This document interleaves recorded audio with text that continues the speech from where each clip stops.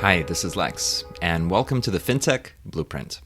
It's your podcast about fintech, decentralized finance, digital banking, investing, robo-advice, artificial intelligence, and all the other frontier technology that is transforming financial services.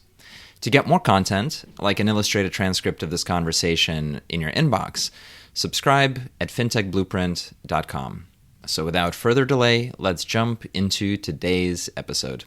Today's podcast is brought to you by CERN. Everyone knows that you need to do your research when making risk and investment decisions. Often, that research is straightforward, looking at financial filings, for example. But what about the tons of unstructured alternative data, like news and blogs and forums? With CERN's no-code artificial intelligence platform, your organization can automate the discovery and extraction of powerful investment signals. And the best part is, you don't have to make models from scratch or spend all your time on data engineering. Efficient, accurate, and pre-trained just for finance, your firm will get the full picture, whether you're searching for ESG signals, new portfolio investments, or catching potential risks with CERN's no-code artificial intelligence platform. Learn more and get a special offer of 1 month free with a year subscription at acern.com/fintechblueprint. Get started with the future of no-code investing with artificial intelligence. And with that, let's start the episode.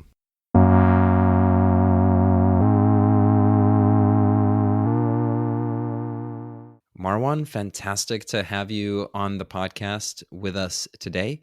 I'm really excited to talk about the journey that you've had across the payments and banking world and really seeing the evolution of commerce over the last decade and more. So welcome. Thank you for having me. Absolutely. So maybe we just start with launching into your story and your career, and especially, how did you get into the payments industry? How did eBillMe come about, and then how has that journey evolved over the last years? Yeah, so I started Veeam back in 2014. I used to run e-commerce for Western Union. Prior to that, I founded a company called eBillMe, which I then sold to Western Union. I've been in the payment space for over 15 years now, in various iterations. I got into payments through a startup that I was involved in the voice over IP space that ended up with Nokia. In that startup, when I got into the Nokia world, there was a bunch of discussions around mobile payments and how payments plays a role on handsets. And that's sort of my intro into the payment world. And this is back in 2001 and 2. I mean, it was early to the market.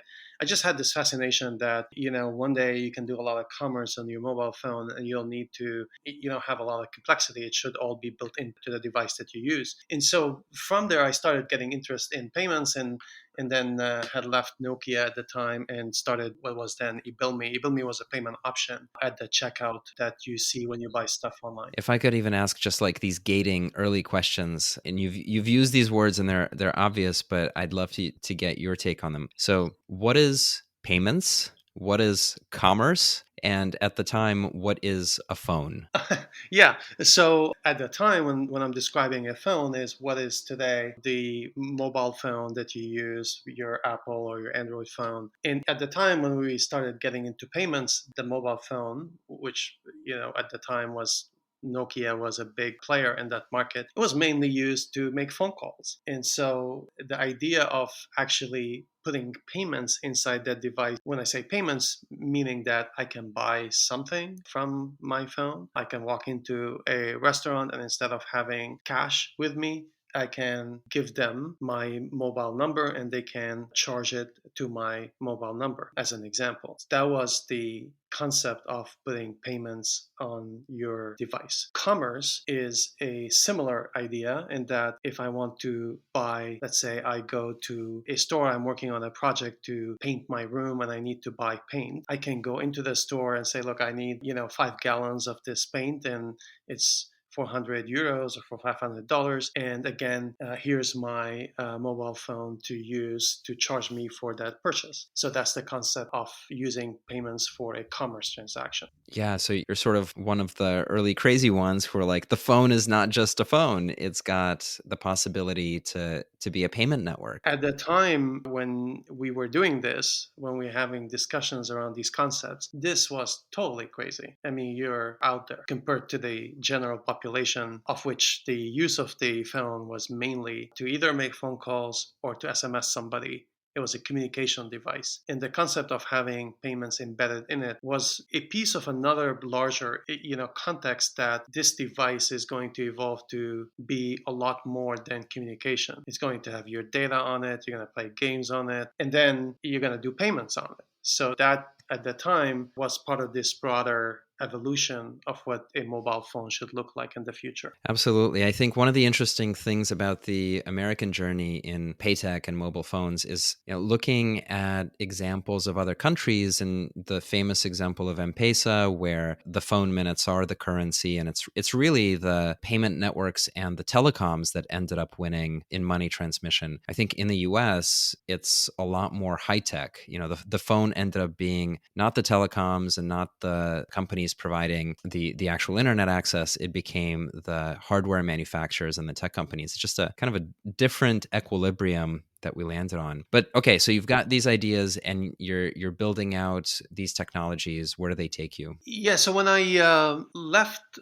Western Union, I was trying to figure out, what space do I want to be in? And the one area that I've kept going back to is the idea of making it really simple for businesses to pay and get paid around the world, domestically in the country you're in, as well as cross-border, meaning between countries. And I feel like that area is one of the most underserved areas in the market. Generally, when you have a business and you're looking for ways to pay suppliers, pay labor, move money between your own bank accounts, buy goods from another company, all that happens on Bankwire. And I was looking for a way to get these transactions done without having them go through Bankwire, because that process is complex and clunky and full of friction. And that's where we landed on Veeam. The idea of Veeam is to make it really simple for businesses to pay and get paid, so that when you do it, payments around the world, it's just like buying for coffee. You don't think about it, you just do it. And in the world of business payments, it's not like that. It's full of friction, and you have to really think hard about doing the transaction. So the concept of just doing it doesn't actually work in that B2B environment. We needed to make quite a bit of changes to the experience to get it to that state.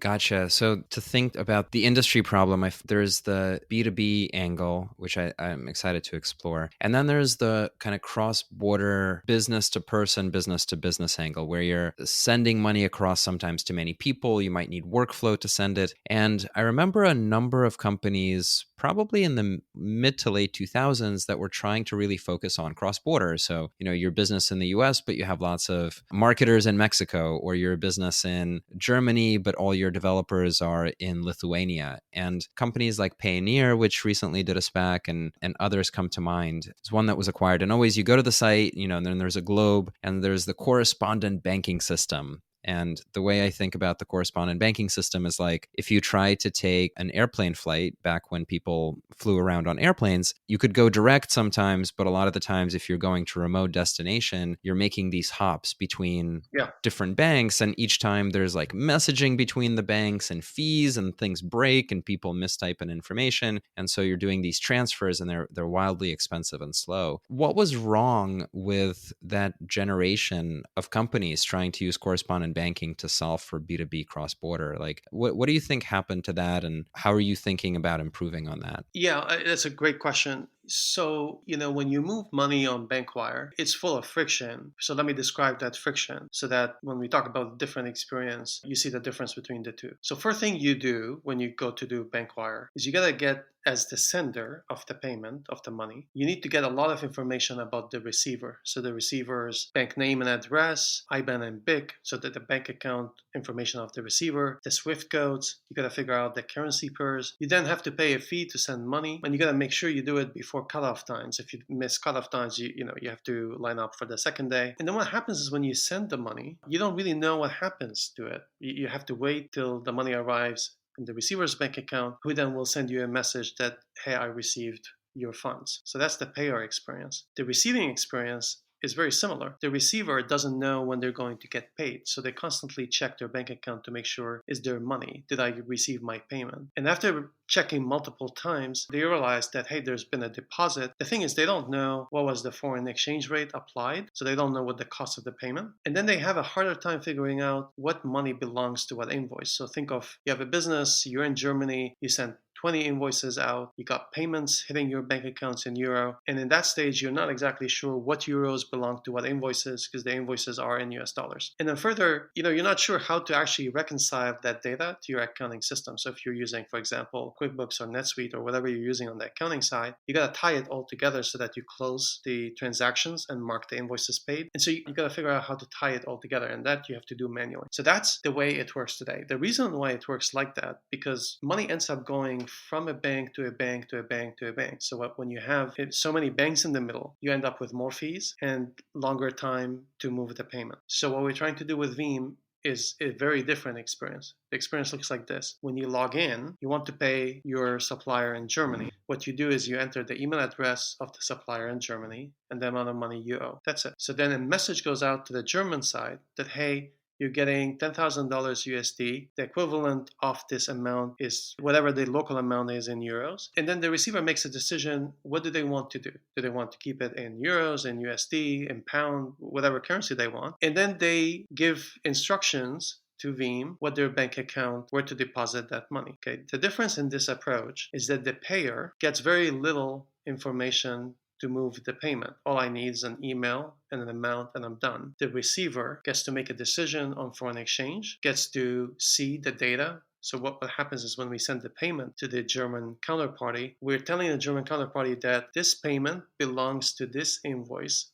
and here's the invoice number for record, so that when you export this data into your accounting system, it all ties up. So the data and the payment come together. So that has value to the receiver. Also, because we're moving the payment on a routing module called multi-rail, multi-rail is a router that optimizes the delivery of the payments depending on what's best available route. Instead of sending that money from a bank to a bank to a bank to a bank, in this model, in the Veeam model, the router chooses what's the optimal path to get that money to the German side. And in general, what you're trying to do is have the least amount of hops, so that money goes from a bank to a bank without intermediaries, or the least number of intermediaries. So that optimizes time. So what ends up happening in traditional markets, bank wire is full of friction. Some of the players that came into the market had better FX and a simpler UI, but didn't fundamentally provide a different experience to the user. What we're doing with Veeam is providing a fundamentally different experience to the user. Absolutely. And it's from a user experience perspective, what sticks out to me is that the recipient has the highest willingness to pay in terms of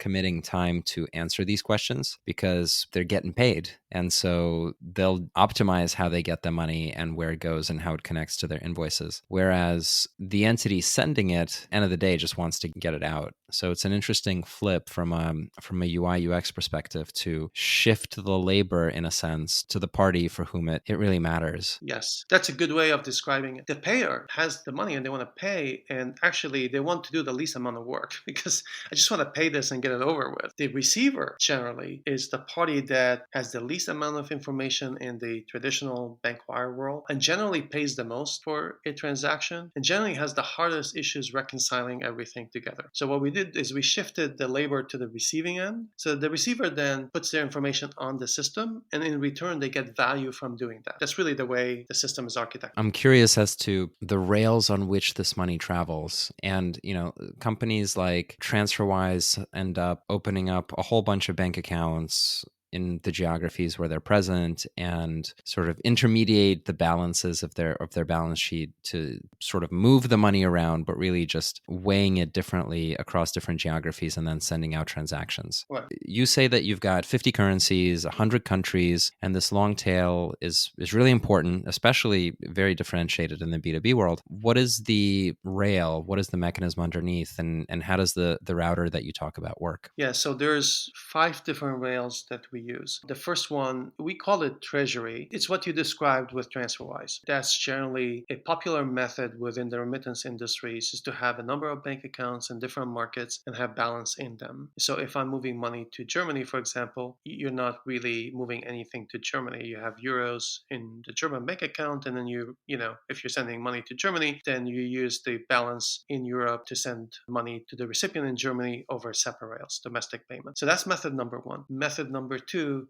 is a blockchain. We use that market in emerging countries. So we use it with Philippines, Mexico, Brazil, India. And so what we do is we essentially go from fiat to crypto to crypto to fiat. So we use crypto as a cross. We do it in situations where, we need on-demand liquidity and we need to do the transactions off hours, because in the world of crypto and the blockchain, there is no banking hours. It's alive 24/7. So you make transactions all day. And it also comes with a better refinement on how you track a transaction. That's why we use that rail. The third rail that we use, we are integrated into Visa and MasterCard for customers that want to receive payments real time on bank accounts associated with their debit card. So we leverage the card rails to deposit real-time payments on your bank account linked up to your debit card. The fourth rail, we use third-party providers in very specific markets that are more complicated and more regulated. A good example of that would be China and Brazil. So we have partners that are on the ground that we work with. They become our endpoint in the country. They terminate the transaction and do last mile settlement. And then we also have access to SWIFT. And so SWIFT is the last one. And the way we work is depending on the payment, the router makes a decision on which way to route it. And so typically you take inputs like, what's the amount, the size of the transaction, the currency pairs, the countries, the beneficiaries, and you make decisions on which way to send this money. It chooses one of the rails to do it. So that's the way the router works. And in general, you're optimizing on timing and you're optimizing on cost. These are the primary two vectors you're using to optimize which way to go. Roughly speaking, what's like the percentage split between the blockchain rails and the card rails and the Swift rails? Or are there certain transaction types where you're like, that $3 to the Philippines should go on crypto and the 20,000 overnight should go on Swift? Or how does it feel? What do they feel like? Yeah, so generally, I mean, it's a router, it changes like pretty much every month. But generally, the high level, for smaller transactions, for markets that we need to send quicker, we generally use blockchain rails. For very large transactions, either large amounts or long tail markets, we use SWIFT. For regulated markets, we use third-party providers. For everything else, we use our own bank accounts. If you want real time, we send it to Visa and MasterCard. So you see how the decisions are influenced by size of transaction, where the country's involved, and then also speed. If you want something real time, we use a different rail to deliver it to you compared to a situation where you can wait a bit and get the transactions going on traditional local payment rails. Yep, like that a lot. Which blockchain rail do you use? So the way it was built, it's agnostic to the actual crypto. It kind of doesn't matter what crypto that's in the market. In practice, though, the bulk of it goes on Bitcoin because the other cryptos are just not liquid enough. Bitcoin is where all the liquidity is, where all the traffic is. So we go in and out of Bitcoin, essentially. It's an interesting comment. I spent a lot of time looking at Ethereum and stablecoins, but the gas fees there are such that I think the use case probably breaks for what you're talking about. Yeah, it's complicated because there's a number of factors. Actually, you got to look at the depth of the order book, bid-ask spread, and how tight that thing is. And then actually the bigger issue is the ability for the exchanges in different markets to deliver last mile payments and do them properly. And so that world is complex and there's multiple variables to deal with. Yeah, absolutely. Given the global footprint of the company, how do you think about regulation and compliance, and what are the attributes that you have to pay attention to? Sort of what types of licenses do you need to hold, and what's the temperature across the world for what you're doing, and how, as a conceptual framework, how do you think about running this money business? We're a money service business. We're regulated in all the states in the U.S. and we also have what we call sub licenses in different markets, essentially Europe, UK, Canada, Australia. These are all sub licenses, and we direct license holder in the US in every state. And it's a big part of what we do. As you know, fintech in general is a regulated industry and payments is at the top of it. I mean, it's highly, highly regulated. And so we spend quite a bit of time on compliance matters because that's a key thing to the scaling of this business is having the right compliance framework. I feel like my 3-year-old right now who enjoys asking the question why after every single thing I say. And so I'm going to do that to you. So what is a sub license? Because naively from the outside, it seems impossible to build infrastructure in 100 countries, each of which have different regulation, especially when you're using different rails and different types of assets across them. How does one put that together? And I guess not only how, but has that changed over your career as you've watched PayTech grow up? Both. So first of all, I've been in payments for a long time. And so we were able to put it together because we all come from payments background, and a number of us have actually gone through licenses before. So it's not the first time we do it, and that helps a lot. Second, it evolves quite a bit. So when I say sub-license, meaning I'm working with a partner on the licensing in the market that I'm operating in. In general, the way it works, if you're servicing the world, you generally need to be licensed in the market that you're sending from. So we service 110 countries, but you can send from almost 60 of them. So all Europe, UK, Canada, Australia, basically all North America, all Europe, and add Mexico and Australia to the send. So now you have send countries and receive countries. You need to be licensed in the sending side. And then receivers, the receiving countries, you only need to have licensing with a partner that you work with. And that's it. The rest of it, the receiving doesn't need to have a license in the country. Does that make sense? Yeah, it does. One of the things that has happened in fintech all across is the rise of, banking as a service platforms or embedded finance platforms where, and maybe in an earlier iteration of this, it's the rent-a-charter banks that supported the lending clubs of the world in providing balance sheet. So there's one of the trends that we watch pretty closely is banking infrastructure as a service, and that's both on the regulatory side, coming prepared with licensing and sort of the basic infrastructure, as well as on the integration technology side, coming prepared with APIs to essentially pull volume and demand and distribution inside you and pass a financial product on the other side. And so I'm curious whether these entities, these global partners from whom you would sublicense, whether there's a similar trend, whether there is also a niche of folks who are like a thin layer going across the world trying to be licensed everywhere and then enable others to reach those geographies. Is that how the industry structure looks like, or am I kind of imagining it? It's a little bit of both. I think there is a need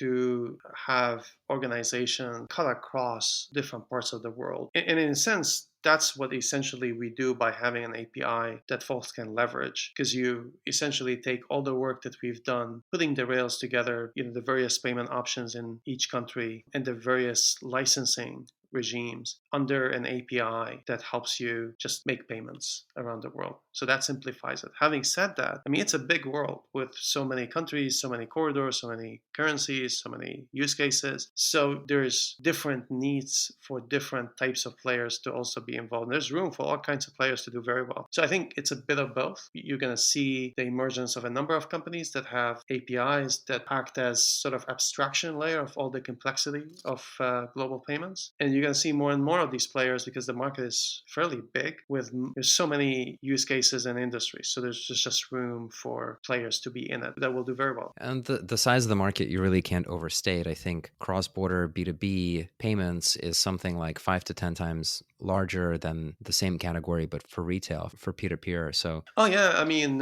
consumer to consumer, like remittance industry, I think the last number I was looking at was 600 billion or 700 billion. B2B is just a small b is almost 10 times that, just on the small business. When you add corporate, you multiply that by another 5 times at least. So you get with large numbers very quickly. Somewhere out there is a McKinsey analyst having a heart attack. Yes. In fact, I was trying to summarize a report from McKinsey on this. They had all kinds of elaborate numbers, and I'm trying to remember it on the fly during this podcast. I think roughly that's the magnitude. Yeah, it was. I remember doing a payments report, big payments analysis, and even BCG and McKinsey can't agree. Their sizing is 2 to 3 times off from each other because it's just such an enormous market. Every niche is a multi-billion, multi-hundred billion dollar volume. Yeah. It's like this. It's like you're asking, is the market very large or extra large? Does it actually matter? Exactly. It is large. It is large.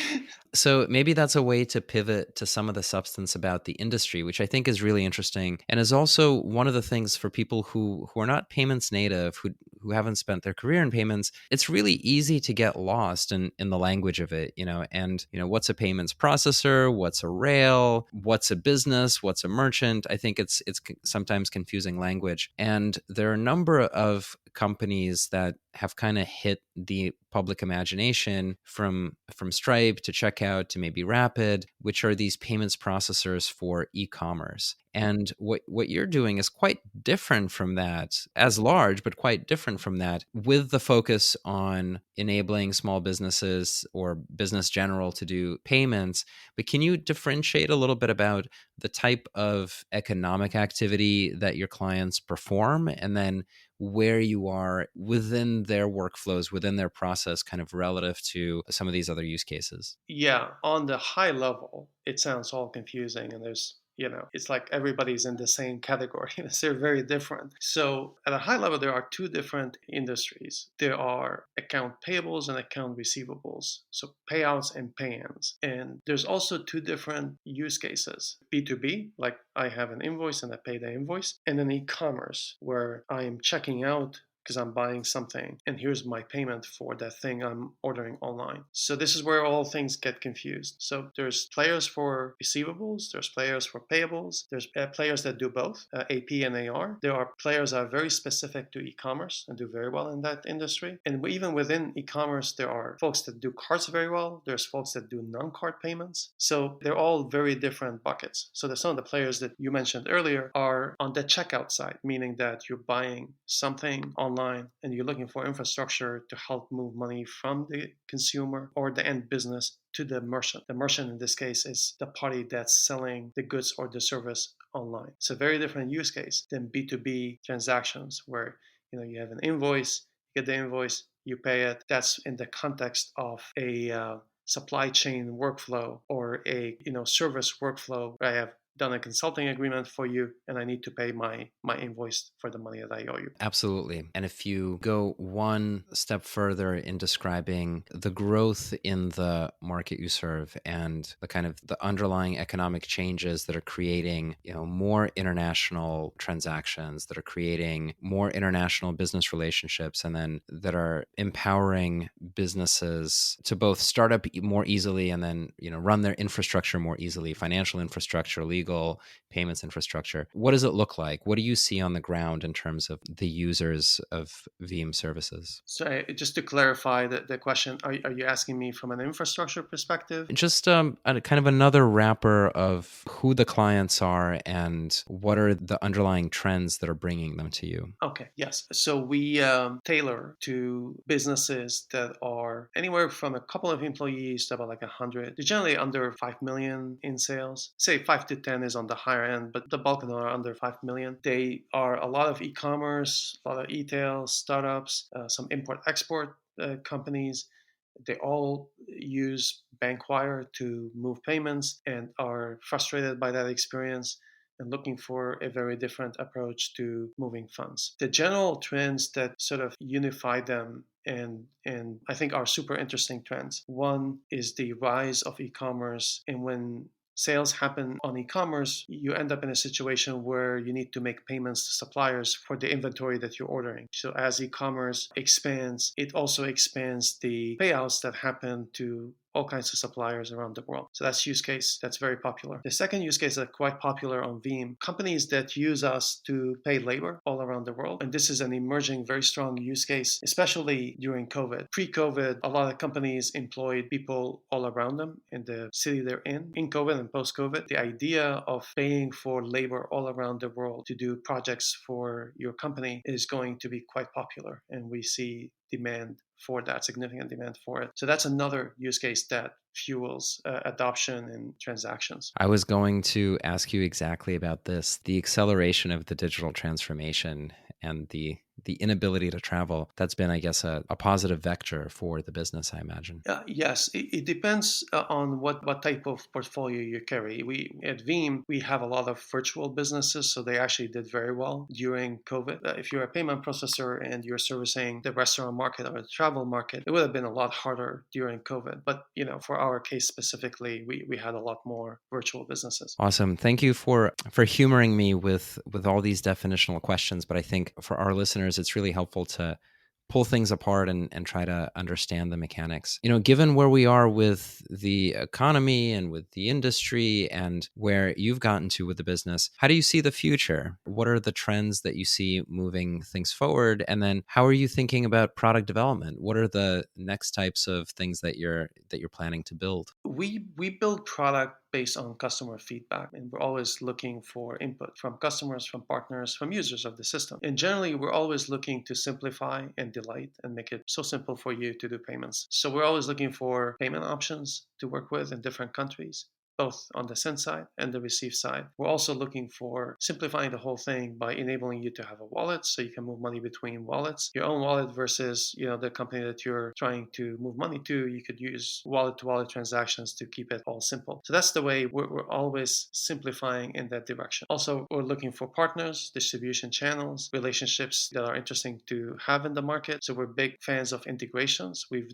integrated Veeam into QuickBooks, into Xero, NetSuite, Magento. We like that model, and we're looking for other partners to work with in that direction. So that just gives you a perspective on how we think of the product. Some trends longer term, I think there's a lot of interest in real-time payments. There's interest in wallets and what you can do with wallets as a store of value, as well as a way to simplify transactions and payments globally. I think you're going to see continuous adoption by the market in anything crypto. That is not going to go away. It's a market that's here to stay. It's a couple of trillion already, and it's going to be relevant in the future. Bitcoin is the mother of all of them, so there's going to be continuous development in that direction, as well as the key alternatives around Bitcoin. But generally, the entire market is going to continue to thrust forward. And I think some of the more traditional payment systems that have survived for a long period of time, COVID is the start of breaking their back, and that's specifically checks. I think COVID, that is a fundamental change that may not kill check immediately, but it put a dent in it, and a serious enough dent that'll start declining faster over time. To me, there's nothing more disgusting than an ATM these days. Just the idea of a virus dispensing machine. And we've seen these numbers also reflected in bank branches being closed en masse and so on. I want to open up just one last point, which I think you've made that was really interesting, which is technology generally has melted down these different historical financial products or asset classes into kind of just like a software goo, and the distinction between money in motion and money at rest, which you call store of value, is evaporating if it is just software. And especially in the crypto world and the programmable blockchain world, it's all even written in the same code. I want to get your view on the difference between a digital wallet and a neobank or a mobile bank and a terrestrial point of sale system like Google Pay and a crypto wallet. And I want to get your view on it because it feels like this is all the same destination from a user perspective, whether that user is running a business or a human or an individual thinking about their own finances. But that destination to me feels like there's going to be a huge war for that place. And it's unclear whether there's really much of a distinction between a digital wallet and a bank and a crypto wallet. But I wonder how you see it. They're going to mesh together a lot more. And it all sort of depends on what you actually do with that wallet. So for example, a crypto wallet, generally the reason you have it is you have, value in that wallet, and you're going to do other Bitcoin transactions or other, Bitcoin, Ether, whatever the currency you want. And maybe you want to do some NFT stuff and you're using it in that direction. If you have a Google wallet that has fiat in it and you're looking to buy pizza, you're using that wallet to buy pizza. So they all look the same in that they have a store of value and you can move money in and out of the wallet, but they generally have different use cases in terms of what you can do with it. Also, some of the stuff is basic payments in, payments out, but some of the more advanced wallet or different structures in the market are real bank accounts where you can put deposits in them, and do much bigger type work around having cards linked into them, borrow money against them. So these things start with basic vanilla payments and evolve to full-fledged bank account-like infrastructure. And it looks similar, but they have different use cases to the user. Fascinating stuff. Thank you so much for spending the time with me and coming on the podcast. It was really a pleasure learning about Veeam, your journey. Thanks again. Thank you for having me. Hi everyone, that's it for this week's episode of the FinTech Blueprint. For more technical deep dives into all things fintech and decentralized finance, check out fintechblueprint.com and grab a free subscription to the newsletter. This is Lex, and I'll see you next time.